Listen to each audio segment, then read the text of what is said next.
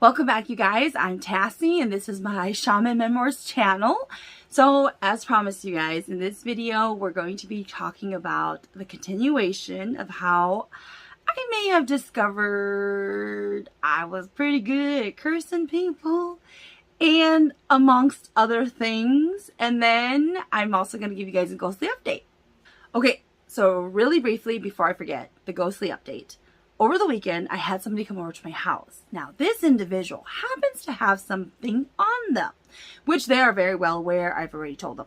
Now, I will say, though, it was really weird because this is the first interaction I've ever had with the entity that is on this person, which is actually quite alarming if you guys don't know how it works. The longer something feeds off of you, the stronger it can become. So, this individual is not aware of this. But basically, where I live, the house, it's kind of sprawled. So you can be on different parts of the house, right? And in the front of the house is the living room, the dining room, etc. And then as you go through the back of the house, you're going to come to the porch, all the bedrooms, the bathrooms, and the kitchen and everything. And, well, this entity, it was alarming because this entity has gotten quite strong to the point where it can give off a presence of the individual it's been following, because I felt the person who came over walking behind me. And I would be talking to them, and then I can see them in my peripheral vision. I can feel them behind me, like pretty close, honey. And then all of a sudden I turn around and that person's not even there. And when I go looking, the person, the real person, is on the other side of the house. So that happened about 3 times this past weekend. And, you know, obviously the entity went with the person, but this entity was curious about me and it wanted to know what I was doing. So it was like watching me to see what I was doing. And I'm like, boy! Now, I do think I did tell this person that I kept seeing that entity around me, but it was just the weirdest thing to feel this entity feel so full-bodied, like it had its own spirit. It does, but like, to move around the house as if it was the real person. Like, that's pretty alarming for me. Like, you're pretty strong. It's not often I come across such a strong entity such as this. It's kind of crazy how this thing came to be. But yeah, so moving on. That is my ghostly update. All right, so back to my childhood. So from the last video, I did forget to mention that my stepfather, his family, they followed shamanism. I don't know if they still do, but at the time they followed shamanism. And that was our first and my only experience with shamanism until I got much older. So we only ever went to like 3 ceremonies max. And then after that, we refused to go to any more. And it was fine to my mom because we were kids and useless. We couldn't help cook or clean. So they just left us at home. But, you know, growing up, I went to church. And then when my parents got divorced, we no longer went to this beautiful cathedral church. But because of my school and because of my friends at school, I was really close to a lot of my white friends. And so they would go to church. And their parents would ask my mom if it was okay if I went with them. So my mom's like, yeah. So then I would go to church with them. So I did continue to go to church. And we would always have dinners at my friend's house. I would always try to sleep over whenever I could. And then through church, you know, I did choir, I did theater, and I loved going to church. Well, because of the food, okay? I freaking love just the food. And the favorite thing in theater that I loved acting out was when we had to eat bread to represent us, you know, consuming the body of Jesus Christ. And I was just happy because we practiced with tortillas. This is also where I fell in love with hot dishes. Man, I freaking love hot dishes. If you put potatoes, cheese, and meat in anything, just throw it all together, I will eat it. Did I actually learn about the Bible? Not really, you guys. Now, I have been asked if I ever felt the presence of God or like Jesus, like at church. I have. So, I've done a video about this with different religions and how I view them. And to me, I see it just as different dimensions. It is there, you guys. It really is there because obviously I would walk around, God, are you there? Are you here? Because I needed to know who this God person was. All right, you guys. Okay. When I felt the presence of God, it's weird. It's okay. When I see a spirit or a god for shamanism, they come in a form and I can see them. Now, when it comes to the Christianity God, and I'm in church, I would feel his presence like all around, but I would see him looking down from above. But he didn't come into this plane of existence the way the gods do for shamanism, where they can come here to this plane of existence and stand in the corner of your room, okay? God didn't do that. He never actually came down to this to this plane of existence, okay? I'm not gonna lie, I've never bothered with Jesus. I don't know why, you guys. I do not know why. I'm not saying he's not real, okay? That's not what I'm saying. I'm just saying, yes, I ate the tortillas because it was delicious. It was before we had dinner. But I'm just saying, I've never had the urge to look for or call to Jesus. It's always just been God. It's never been Jesus Christ. So I don't know. I don't know what to tell you. Take what you will out of that. Now, my experiences with the family members who did shamanism. I want you guys to take this with a grain of salt because I was a kid and I've only ever learned about shamanism through other kids. Okay. There were never any adults. Adults never answered our questions as kids. Like, who is that old guy in the corner? Like, how did he become a shaman? Like, no one answers your questions as kids. So you get your information from other kids who are at the same joint as you because they're just as bored and they want to go home too. But I remember I must have been in the 3rd grade the first time we went to a shaman ceremony. And it was overwhelmingly underwhelming. Growing up, we were not around a lot of Hmong relatives. So for those of you who are not Hmong people in general, they tend to be very, very close to their relatives, whether it be on the, father's side or the mom's side, okay? They have a really tight-knit community. They obviously are always around each other. They hang out with each other a lot. And I didn't have that growing up. My dad is a Yang and then my mom is a Lee. So from both clans, we were not close to either clan. Literally, we were like we didn't know our aunts and uncles, our cousins.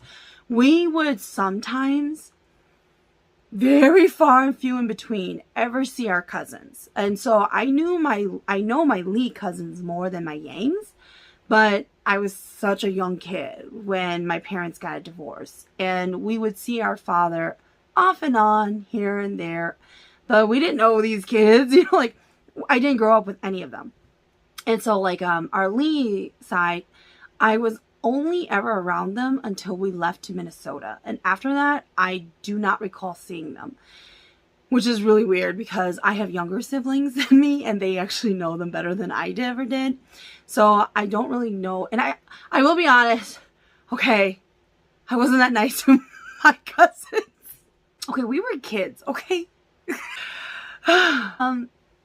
Let's just say I was a really bad kid when I was younger. And we're about to go into curses. So y'all gonna learn it all. Okay. The thing about the shamanism thing that you guys may not know, okay? When I was younger, these kids who I don't know from our Chang, because our first stepfather, he was a Chang. So they came from the Chang clan. And these kids who I don't know would explain to us that the shaman was possessed by ancestor spirits. And he was a warrior and he would fight and kill ghosts. And then they would just tell us ghost stories, okay? So I'm like, I need to see this for myself. Obviously, you hear a lot of noise, right? And you see a lot of people, but you don't know who the shaman is when you first walked in. I didn't know, okay? So, because you can't really just see him, okay? How the house was set up. So I told my older siblings, because there was 3 of us who were younger. So us 3 really didn't do any work, whereas my 2 oldest sisters, they would always have to go cook and clean because they were older. So I told them, I'm going to go get us pop, right? I'm going to go sneak and get us some pop, and I'll be back. Because I needed to see who the shaman was. So I went to the kitchen, and then I could see the shaman. And I remember I'm standing there, holding the pop, staring at this grandpa who is so frail and tiny looking. Like, he was the warrior who killed ghosts and was possessed by our ancestral spirits. And I couldn't believe it. I mean, okay, for those of you guys who don't know, when I go to ceremonies, I can see the spirits there, right? The spirits are busy watching the shaman. So the spirits don't really bother you. Sometimes they eat the food, okay? But they tend to just stare and watch the shaman. So when the shaman is doing the ceremony, I can actually see a portal opening up. The portal is literally to the spirit world open and is big. However, spirits will not cross because they want to. They want to go in there or they want to come out. But they can't because a shaman is standing there. And what are shamans known for? So, and these particular types of shamans, that's what they're doing, you know? So that is what I see. So when I looked at the shaman, and the thing is, again, in case y'all are wondering, but Tassie can talk and see spirits, right? I did not make the correlation at all, you guys, that we were from the same cloth. Not at all. Because you guys have to remember, you guys, as a kid, you know, I didn't believe most of the things that I was doing. I just did it, even though it was really weird and I knew it was a weird habit. I did it so I would feel good. You know, I didn't do it because I really believed in it, okay? And again, as a kid, no one taught us about shamanism. Nobody taught us how you were chosen as a shaman. They don't teach you nothing. They just say, don't ask questions. You know, like, you don't talk unless you're spoken to. That's how I was raised. And I loved it because that's how I got to run away and go do bad things because nobody was paying attention to you. So literally, I'm looking at the shaman like, what? Like, he needs, like, he's gonna die, you guys, because he looked so frail. So what happened was, I remember staring at him and I felt such disappointment.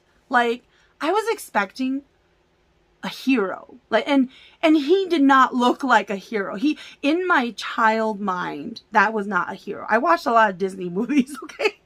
That was not a prince, okay? That was not a hero. And I just couldn't believe it. You know, like, growing up, I didn't have any grandfathers. They all died in the war. So I didn't have any grandfathers. So I didn't really know what a grandfather would look like. Who was Hmong, you guys? You know, American grandfathers they tend to be huskier, okay? Like, you know, so when you see a Hmong grandfather who's very, very skinny, it's just kind of mind-boggling that that's what a warrior shaman is. And so I felt utter disappointment. And I didn't care anymore. So then I remember when it was time to eat, and everybody loves it when it's time to eat, because then that's when you know the ceremony's almost over. We all get to go home soon. So I remember we were eating and we're getting our food, and the shaman's at the table. And I'm sitting there, like, waiting in line to get my food. I'm just staring at him. Like, I needed to look into his eyes.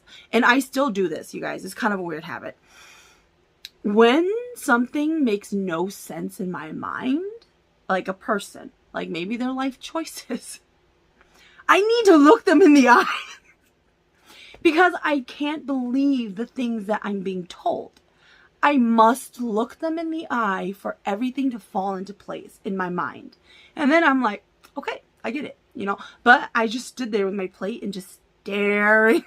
Like, this guy's probably like this crazy kid. You know, like, I'm just like staring at him like.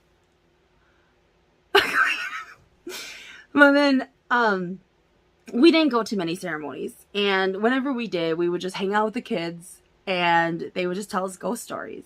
So that's what it was like. We didn't know really, we never really talked to the shamans. Asian parents, though, they do love to take their kids to see fortune tellers and shamans. So yeah, that happened to us too. You know, my mom, after the divorce, my mom took us to see a grandma shaman. So this is when I discovered that shamans can be women as well. She was much older, and she was not frail at all. She was a husky woman. And I remember the spitting of water. Because, you know, she was doing like a small little thing for just us. It wasn't like an actual ceremony, but she was spraying water on us as kids. And I remember we were trying to like hide behind one another as kids because none of us wants to get that water on us because it came out of her mouth and nobody explains what the meaning is. So obviously we're all like, ew, she's spitting on us. Like, why would we let somebody spit on us? So I remember though, she saw each one of my mom's kids, and there's 5 of us. And then she spent longer with the 2 older sisters, and then with my brother. And then when it came to me and my younger sister, we were such little kids. She just looked at us and she said she thinks one of us will one day become a shaman. So as a kid, you know, we bring it back to that old grandpa that we saw. And we were like, no, this is not happening to us. So it kind of became a running joke where we would joke about, it's going to be you. You're going to be the shaman because it ain't going to be me. And, you know, who knew? Like, of all people, it would end up being me. Now, around this time, you guys don't know this because, you know, obviously I'm a much different person. When I was younger, as most young people do, we had anger problems, okay? So, you know, like I've mentioned this in other videos, when people have spirit guides and they haven't raised them, they haven't become a shaman, you will be ran completely by your guide's emotions. When people got me a little upset, or, you know, we would have disagreements, you know, like obviously we're still family or we're still friends, but because I got mad at you, things tend to happen to people. And I would like to plead the 5th at this time. Okay, I'm not going to go into a lot of details, but, you know, let's just say a lot of crazy things have happened to people in my life who, whether they try to cheat me, wrong me in any kind of form or way, things would always end up happening to them. And I kind of know what triggers it. I kind of don't, you guys. Okay, so I feel like I'm a lot better now that, you know, I become a master shaman. But I give my spirit guides a lot of freedom. I mean, they're dragons. They can do whatever they want as long as they don't break any rules. I mean, what kind of rules are there? So, let's just say, as a shaman now, I'm not allowed to do anything on purpose unless something or someone else did something first. Then it's free game.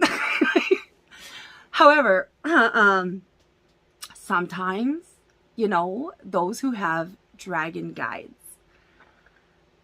sometimes if something happens, they do things. And it's done in a way that it doesn't break any rules. I can't tell you. Okay, so if you have dragon guides and you get to know them, you'll learn. You guys tend to forget that I get out of a lot of trouble and I know a lot of things because I am a dragon. But people always forget this. Okay. There's probably only been 4 times in my life, 5 times in my life where I have regretted things, okay? because the things that have happened 4 out of the 5 times almost led to someone dying. I'm just saying, I didn't know it was me, okay, until now. But I didn't know it was me, okay? So I plead the fifth, okay? So I'm not going to tell you guys about every single story. I can't go into detail, okay, y'all. I need to plead the fifth here. That some of these things have still affected people's lives to this day. So what I learned from this, okay, when it was happening and I started to get scared because, somebody who's really close to me and I was just upset and I said something and they literally could have died from this. And what happened was so, like, no human involved could ever have created this, what happened. But it happened exactly the way I said it. And so I discovered maybe it's because I'm saying things out loud. Because spirits don't always teach you this. You learn it by accident. So I stopped saying things out loud when I was angry. And that took a lot of maturing, you guys. Because I was still young. I'm still in my teens. And so that I would only say things in my head. Such relief, right? No, things were still happening exactly the way I said it in my head. So then I started to freak out because now I don't know what the trigger is. I don't know. And I don't know how to stop it because when the anger comes, it rushes over you and you go blind. You can't see from anger. So it literally got to the point where I couldn't say anything. I couldn't say it in my head. I couldn't even think of it. I can't even imagine it, okay? I just had to find inner peace, okay? But I grew up a lot from that inner peace, okay? To the point where now it's just, in hindsight, if you think about it, I had to become so afraid to try and force myself to learn what about me, what is doing it, what's causing it. Even after I got rid of Michael, it was still happening. And not to the extent, because Michael was pretty creative, okay? Michael was something else. He was like the godfather you didn't know you had. He would do crazy things. He was like a psycho, you guys. One of the stories I did tell you guys about how there was somebody I knew who was abusing children in his life. And I remember all I said, innocently, was, I wish something would beat him up where he couldn't stop it so he would know what it felt like. Michael took it upon himself to appear as a demon, and he had a butcher knife, okay? I never mentioned anything about a butcher knife. And he attacked this individual to the point where they passed out. So that's what I mean. He was so creative. When we found out this happened, this person was traumatized. How did a demon come to attack him with a butcher knife? It was very eye-opening in that moment where I'm like, oh, okay, I need to be careful now. And then obviously as the years go by, certain things trigger you, get you mad. Here comes the anger. And so, to this day, I definitely work on my anger because when it does come out, it's like, you can feel it in the air. Because I notice a trend with people in my life who they are afraid. If I get angry, they do become afraid. And it's not like I'm doing anything, but it's just where my anger comes from, though. It is because I am a very just person. So I know when somebody is being taken advantage of. And I know when somebody is, an evil. So that is the only time my anger actually comes out. One of my favorite lines to people is always, tell me I'm wrong. Like, tell me I'm lying. Like, because I call it as it is, and a lot of people, they can't handle the truth. Right. So these kind of like curses upon people were happening a lot, you know, when I was in the 3rd going to 4th grade. So we, as I told you guys from the last story, we had just moved from the ugly Johnson house that burnt down. And then we were living in a triplex that my mom made into a whole house. And then eventually we moved, because we didn't stay there very long, you guys. Eventually then we moved to the Horton house. Now, I loved the Horton house. The Horton house was very nice. It was a duplex that my mom owned as well, and she rented out the other side. You guys see this trend here? So as we got older, my mom ended up owning a lot of properties, and then she would just rent them out, so she was just a landlord. So in the Horton house, though, there was a ghost. And this was around the first time I discovered that ghosts were this particular ghost was very intelligent. It was very intelligent. Where I was not comfortable being left alone in the basement with this ghost. And the creepiest part, my mom and my stepfather, they lived down there. Okay. So, because it was a really nice and completely furnished big basement. And there were multiple rooms down there for storage and stuff like that. But they just chose that to be their master bedroom. And there was like a bathroom and everything. And that was fine. However, I will definitely say that there was sometimes when we had to go down there, because it had like a water softener system, so we had to go put the salt into the water softener machine. So I would never go down there alone, because that thing would move around, you guys. Okay, but it's not like a ghost wandering aimlessly. It was looking at you. It would come up to you. It would follow you around. It was not something I wanted to be around, because I knew it felt dangerous. You know, like, not like a demon dangerous, but it felt dangerous. Where I'm like, no, you're the type that's probably going to scratch and try to attack me. That kind of dangerous. Where it wasn't you're just observing and you're not really aware and you kind of drift in and out of consciousness. No, this thing was alert at all times. So I still had a really great time at the house. So this entity, whatever it was, it liked to stay in the basement. And so we lived on the upper half of the house, and, you know, it was a great time. I had a great time at this house. We definitely played a lot. We rode on bikes, we rollerbladed, you know, we went to the parks. It was a great time. And then my mom told us we were moving to Minnesota.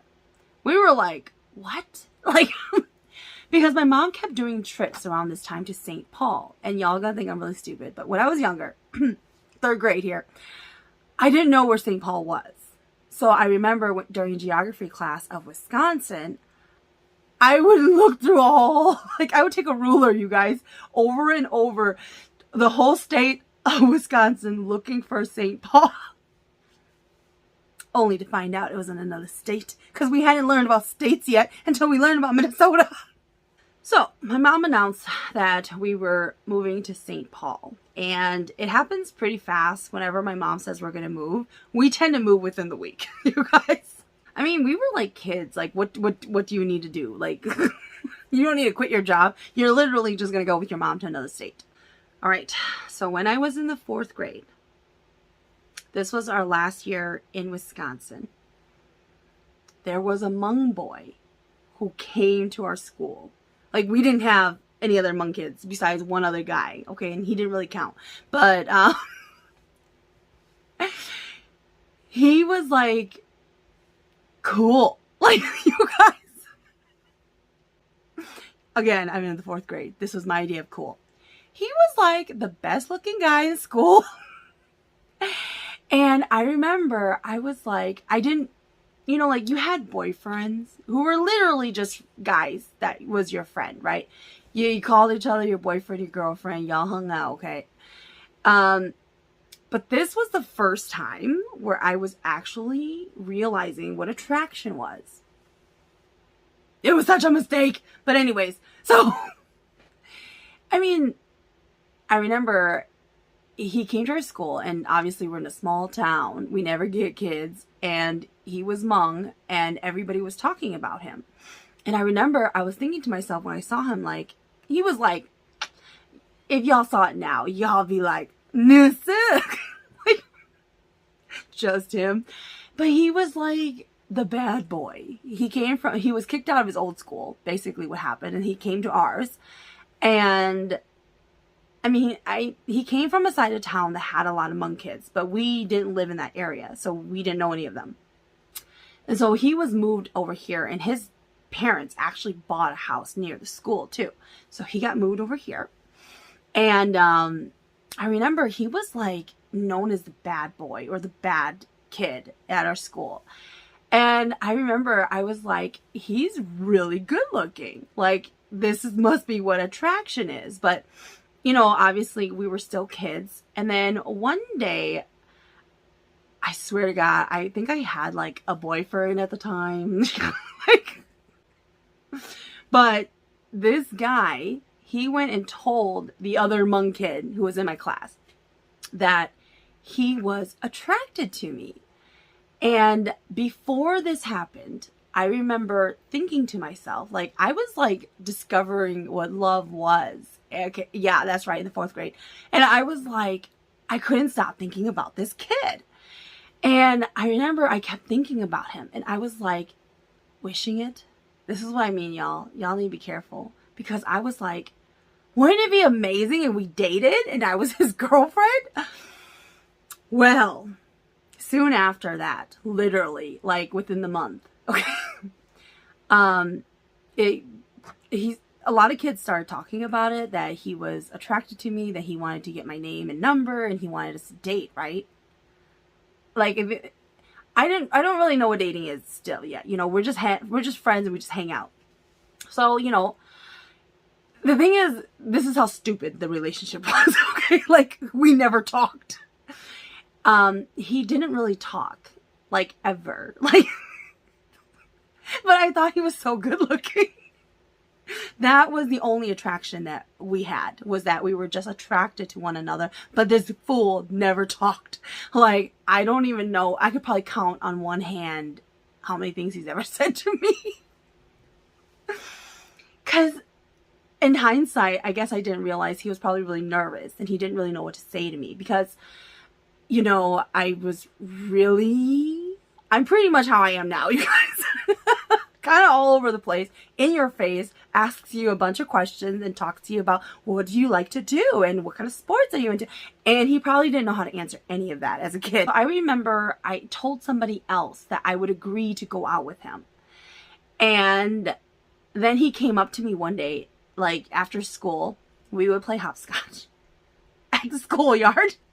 And he came up to me and he just held my hand. And we walked around the school, but like the backyard area.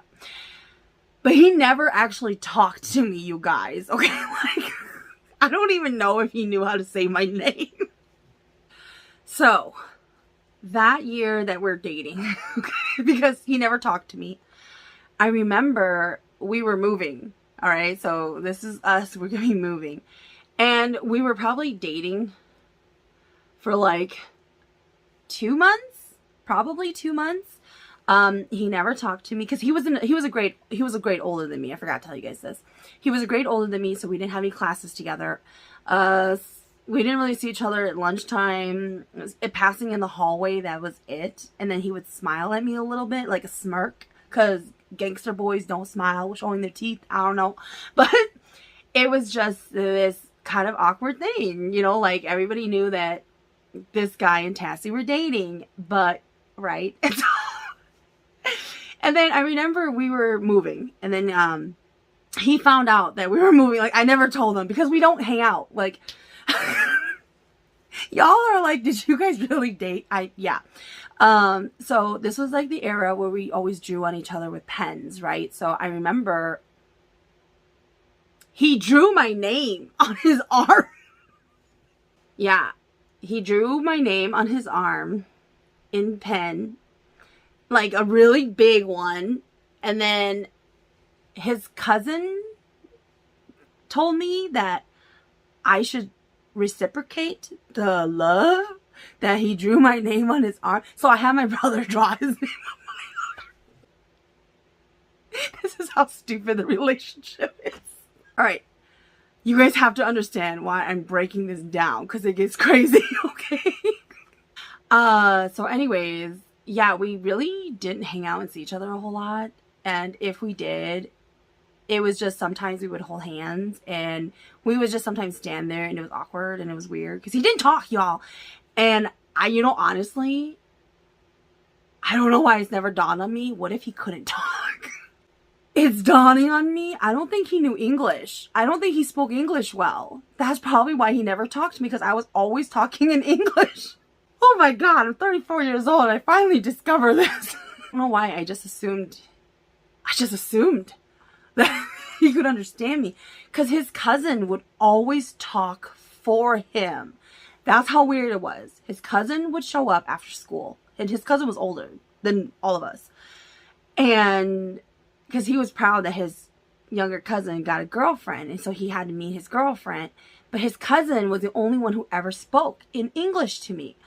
And so, but I knew Hmong. I just never really spoke in Hmong. But I knew Hmong. But they asked me if I knew Hmong. I remember they would ask me if I knew Hmong, and they would make me say words in Hmong to prove I could speak Hmong. It's a repeating habit, y'all. So anyways, I remember we were moving, but we finally hugged. So we finally hugged one day, and the only words he's ever said to me was in Hmong, and he says, "Come here." That's the only words he's ever said to me. So then finally I go up there and I hug him. I go up to him, and then he hugs me, and he's just kind of holding me. And it was kind of weird because, I'm a kid. I don't know what's going on.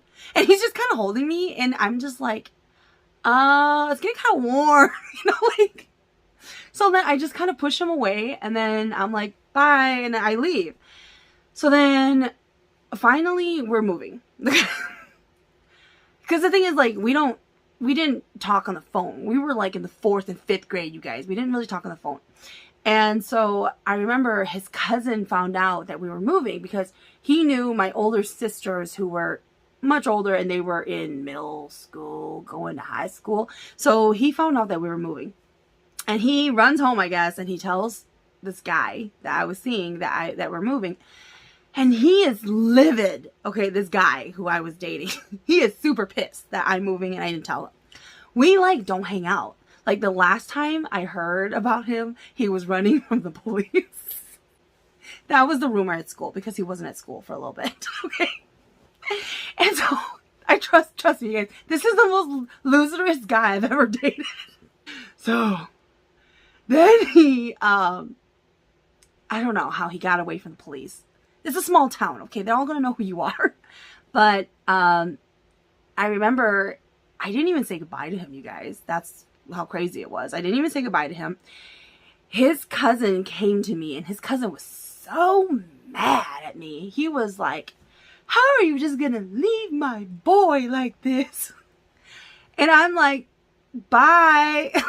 What are you supposed to say? Because it was weird, because I've never had this kind of interaction with anybody who was upset that you were leaving. So I leave. We leave to Minnesota. And okay, this is the part that gets weird. So we've moved to Minnesota, and we first live in this house by the state trail. And the state trail, I'll tell you guys all about that. But when we moved there, we were living on the east side of St. Paul. At this house, it was another duplex. So my mom was renting out the other side of this unit. And we lived on one side. And then eventually we moved to the suburbs where I then met Michael. So this house in St. Paul with the state trail. All right, so first off, when we were in La Crosse, there was this marshland that we always used to hang out at. And I did love going there, but this state trail felt so different, you guys. It was beautiful compared to the marshland. this was, for anybody who's familiar with Minnesota right now, with our state trails, there was no trail at the time. It was literally just woods. Okay. It was just, back then in the 90s, it was just woods. And I would always hang out in the woods all the time. I would talk to all of the spirits there. They would teach me things. And you guys may know this from my other videos. I don't have like any earth in me whatsoever. Okay. Like, I'm not drawn to the earth, okay? But when I went into the state trail, though, the spirits there and the ghosts there, they love to play with me. We played all the time. But the spirits there, they taught me a lot of things about the earth. They taught me a lot of magic. They taught me, they actually taught me these symbols that I kept drawing. Everywhere I went, I kept drawing these symbols. I would draw them on cars when there was snow on them or if there was dust. And I would draw them on the ground all the time. And it was actually symbols of protection. I didn't know that though, but I was always drawing it. And with the spirits here. Okay, so remember that boy that I was telling you all about? I was not aware that because I kept thinking about him and I was wishing that we would be dating, I may have taken his heart. So literally, it was like I was tying our spirits together and I wasn't aware I was doing it. So when we moved to Minnesota, I kept having constant dreams of him. He kept looking for me. It got to the point where it was annoying. I always dreamt of him, and I always would feel something like pulling onto my spirit. It's literally like you're being pulled. Like it's like like magnets. Okay. That's what it felt like a magnet was trying to pull me. So what ended up happening was, this psycho. Okay. So he turned out to be a psycho. Okay. Remember y'all, he's never once like talked a whole lot to me. It was the only words he's ever said to me was in Hmong, and it was come here. Okay. So my mom needed to go back to Wisconsin for something. So we went back to La Crosse, Wisconsin, and a bunch of the kids were super excited to see us because they hadn't seen us in a long time. Well, it was kind of weird because, and this is the part that's really messed up. Okay. So there were these two super pretty girls who I always thought were so beautiful when I was younger. They were older than me, they were probably like my brother's age, probably like 2 to 3 years older than I was. But I always thought they were so pretty because they had such long, beautiful hair. And a lot of Hmong girls, they all had really long, beautiful hair. We always had really short hair because our mom would always cut our hair off. So these girls, I mean, they were so beautiful looking to me. And what happened was this guy who I was dating in the 4th grade, he was now dating one of the sisters. Okay. And this is the part that's messed up because I remember our mom dropped us off at the school to play with kids, right? So she ran off to go do business. So me and my sister were hanging out with a bunch of the kids that came out to play. And one of the girls, she comes up to me, one of the sisters, she comes up to me and she asks me, how have I been? How is Minnesota? And I was like, oh, I really like it. But she never really talked to me before, because I was just a kid, obviously. She's 2 to 3 years older than I am. Now I'm going into the 5th grade, y'all. This is not that much time has passed, okay? So I remember she was, this was right before the 5th grade was going to start. And I remember she was like kind of weird, like giggly, laughing, talking to me, trying to be very, very friendly to me. And then I found out that because then she started asking me about my ex. All right. And she was like, oh, do you guys still talk? Like, do you still miss him? I was like, no, it's been a while, because we left it was the end of school hadn't happened yet. So it was around the springtime. So then again, now it's in August here, going into September, we're about to start school in Minnesota. And so she is basically kind of like being weird. And then she just comes out and tells me that she's dating him. And I was like, I'm really happy for you, what do I care? Well, it turns out she told me that the deal for her to date my ex, she had to keep it a secret. This loser made her keep it a secret that they were dating, and he told everybody his girlfriend was living in St. Paul, but we were still dating. I'm like, what? Like what? So anyways, we were like hanging out, and a bunch of kids went to go tell my ex that I was in town. So he comes to the schoolyard. This is how small the town is, you guys. He comes to the schoolyard, and his new girlfriend, literally, she's older than both of us, okay? And he has her in check somehow, where she had to pretend she was okay with everything. And I could feel her. And I was so embarrassed, you guys. As a kid there, I was so embarrassed. I was like, don't talk to me, dude. And he comes up to me and he's trying to hold my hand. And then he's grabbing my hand. And his annoying cousin comes. And again, his cousin's doing all the talking. This guy says nothing to me. And he's just trying to hold my hand. And his cousin is literally telling me, like, oh, don't you miss him? You've been gone for so long. Why haven't you called him? I'm like, I don't even know him. Like, we don't know each other anymore. Like, literally, when I left Wisconsin, I left. But his actual girlfriend was standing right there. And she had to be smiling and saying, like, oh, no, everything's okay. Like, oh, yeah, like, you know, Tassie's been gone for a long time. And I'm just like, girl. How are you not trying to kill me right now? But seriously, you guys, don't ever let some punk treat you like this. Because I remember my mom came to pick us up from the schoolyard. And I was just like, I gotta go. I'm leaving. And, you know, his cousin was like upset. And like that guy was like upset that I was leaving. And I'm like, I don't even know you. Like, so we left. And then back in Minnesota, it was probably like a few more months past, and this crazy guy, he gets my phone number. Somehow, I don't even know my house number. I don't even know my own house number, you guys. I'm in the 5th grade. I have a new boyfriend. This guy calls me, and he's like telling me he wants to see me. He wants to meet up. This is the most he's ever talked to me, and it's on the phone. And I feel like I don't even know you. Like you're a stranger. Like, it just started to get really annoying, and it started to feel kind of like uncomfortable, you know, like where I felt like I was uncomfortable. Like, I don't know you, you're being really, really weird. Like, we don't have a relationship, dude. He was no longer good looking in my eyes. So literally, and I kept telling him, no, like, don't come see me. Like, you cannot come to my house. You're not welcome. I don't know who you are. And so what happened was, the spirits behind the house, they actually taught me. Okay, because I was like stressed. And when I'm stressed, I talk to ghosts. Okay? Don't judge me. So I was talking to the ghosts and the spirits in the backyard. You know, I was like, because I felt kind of responsible. Like, I don't know why, but I just felt like, you know, I shouldn't have gone with my mom back to Wisconsin. And then I saw him, and it probably made him crazier. And then I felt really, really bad for his girlfriend. So, or if they were even together anymore. But I just felt really, really bad. And I was just like, you know, I was tired of having these dreams.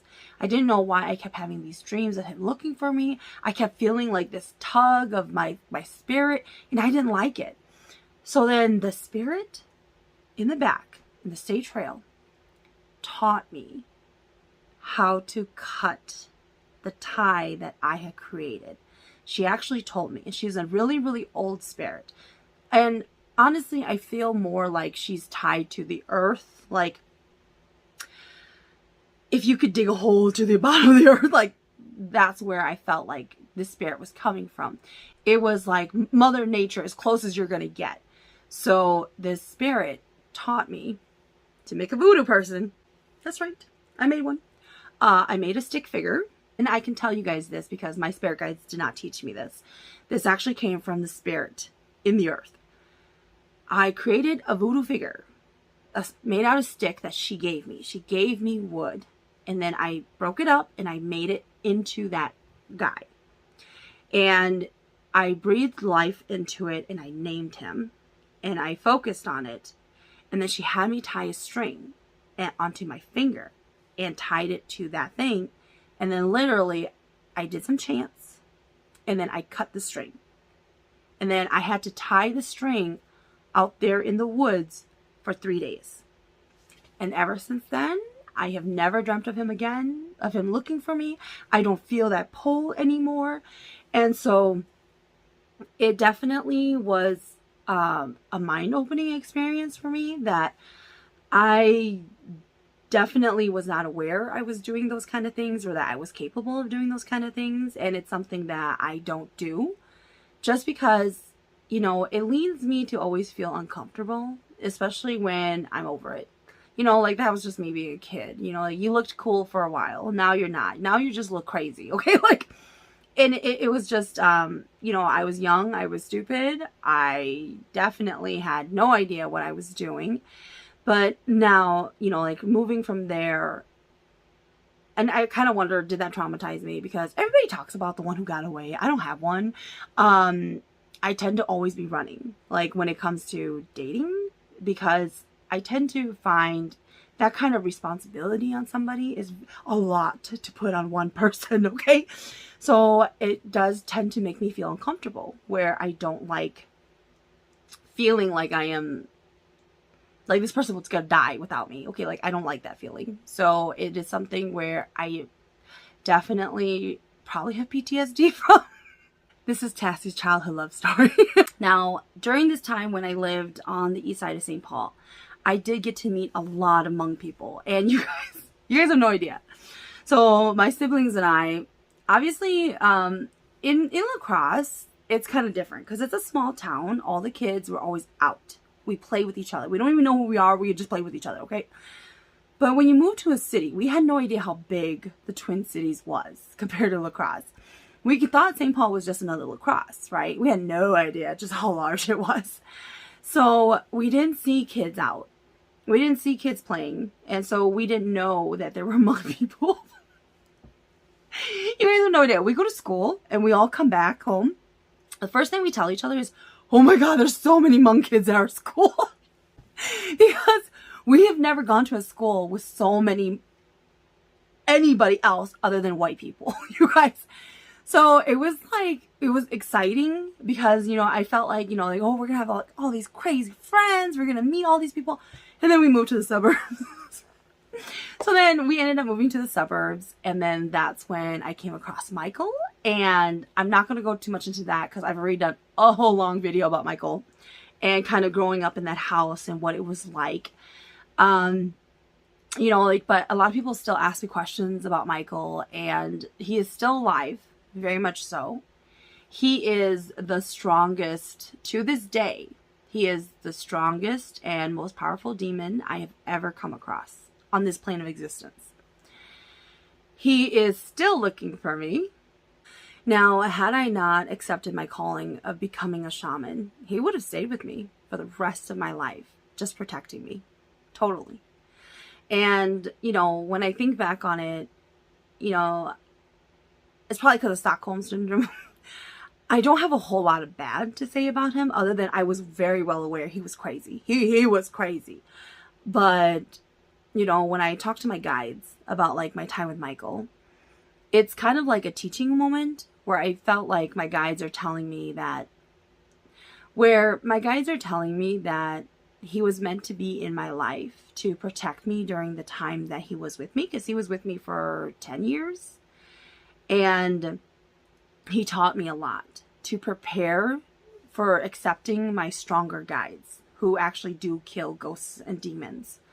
So, you know, I've mentioned that when I do see other demons, they tend to look at me almost like a kin, because I know Michael has left his mark on me, because he's been with me for 10 years, you know, and I trusted him blindly. I believed in him blindly.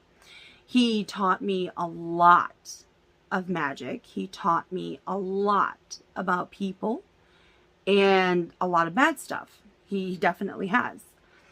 And so I definitely felt like it prepared me, though, for when my stronger guides came and I finally became a master shaman myself, really how to handle those kind of guides, because it's a totally different feeling from, You know, like people ask like, oh, what do your guides look like? How many are there? There is no number for them, you guys. I don't know who keeps telling you guys that there's only 4 of them or 3 of them. Okay, that's not how it works. It's, you have to think of them as creatures. Like, how many insects are there? How many? You know, like, you don't count how many there are in the world, okay? Like, it could be impossible. So it's, you know, I definitely felt like I've learned a lot through my time with him, and it has really shaped me into who I am now, seeing the other side of it, you know, seeing where it was wrong, where, you know, it got dangerous, you know, and so, but you don't know those things unless you go into it. So that's really all that I really have to say about Michael, because, you know, I know that he was really just trying to protect me, and he would have been with me for the rest of my life until I was reborn, and he would have been there still. I can't tell you guys everything, but there's a lot of stuff that's unsaid, and I can't really go into that. But, you know, it was definitely eye-opening, because sometimes I think back on the things that I've gone through in my life, and I mean, what kind of person would I have been if I wasn't always talking to spirits, if they weren't always teaching me, and how easy it was for me to raise my shrines. This is why it was so easy, you guys. Because unless you go through the same experiences I did, you know, like, that's why my experiences, I don't like people to just hear that part, because they just see that part of how fast it was to raise my shrines and how fast I learned and absorbed everything, right? This was years in the making, from since I was a kid, you know, so unless you gone through and experienced all the crazy things I did, you wouldn't understand it, you know. So, I mean, nowadays, you know, people still ask me, like, what advice would I give for anybody who has children who had, you know, spiritual awakenings, or they could see things and stuff. And really, for my guides, I definitely believe that they were protecting me and telling me not to tell people, because people wouldn't have been able to accept me for who I was back then. People would have thought I was crazy, you know. And so all I needed was to release that spiritual energy, and then I was totally fine. So that's why a lot of people in my life didn't know this side of me. They didn't know this part of me. And so when I did become a shaman, it was very shocking, because, and then people became afraid of me, but they didn't know that's already who I was, you know. And so the best advice I have is to be supportive. Don't brush them off, you know, don't feed into it either. I will say that, because sometimes I've learned some people, when they are younger and they watch my videos, sometimes they fantasize about things, you know. So definitely be supportive. Don't just shun people, because sometimes when people come out about those kind of things, they need attention. That's what they need. You know, you can tell when somebody is very terrified, though, and they are very scared, compared to when they need attention, is kind of what I'm trying to say. So, you know, for myself, because my spirit guides were there for me, I didn't feel crazy. I didn't feel that I needed attention. If anything, I felt like I needed to hide better, but I wasn't that great at it. I mean, in hindsight, I was probably pretty bad about it. I mean, I've had my siblings, you know, like they'll catch me, or they'll see me talking to myself all the time, or they'll question me like, were you just talking to yourself? And then I would have to deny it when quite blatantly they can see and hear I'm talking to myself. But, you know, like, that's what I needed for myself. That's what I needed. You know, that won't be for everybody. I definitely know people who can see spirits and it terrifies them. It absolutely terrifies them. They shut down. They don't know how to interact with people socially, you know. So everybody really comes into their own on their own terms, you know, because everybody is so different. You know, I'm such a playful, you know, my way or the highway kind of person, where I, you know, like, I have no fear.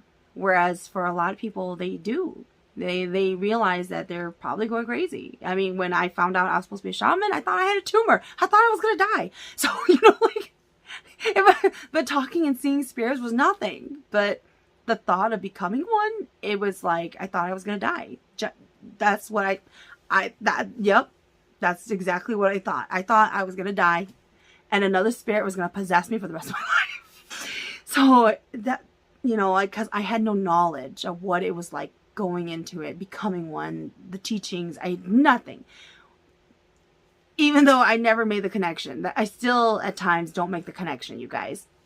So it's all about a learning experience for everybody. All right, you guys, this is a very, very, very long video. I'm so tired of talking. Until next time,